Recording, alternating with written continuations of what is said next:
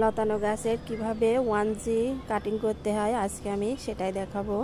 দেখুন এই গাছটা এখানে গোড়া থেকে পাতা গুনতে হবে। আমি এখানে বেশ অনেকগুলো পাতা, 4টা পাতা ছিঁড়েছি। 4, 5, 6, 7, 8, 9টা পাতা। এখানে 9 থেকে 10টা পাতা হলে কিন্তু 1G কাটিং করার মতো হয়ে যায়।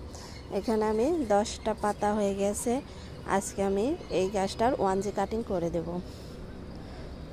এই যে এখান থেকে আমি মাথাটা এভাবে ভেঙে দিব। এই যে 1G কাটিং হয়ে গেল।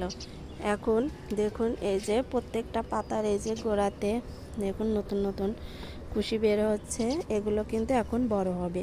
বড় হয়ে আবার এখান থেকে যেই ডালটা বের হবে সেটা আবার এমন 9 থেকে 10টা পাতা গুনে আবার 2G কাটিং করে দেব। এভাবে কিন্তু লতানো গাছ যদি কাটিং করে দেওয়া হয় তাহলে কিন্তু ফল তাড়াতাড়ি আসে। আর ছাদ বাগানে এরকম করলে খুব দ্রুত ফল আসতে শুরু করে।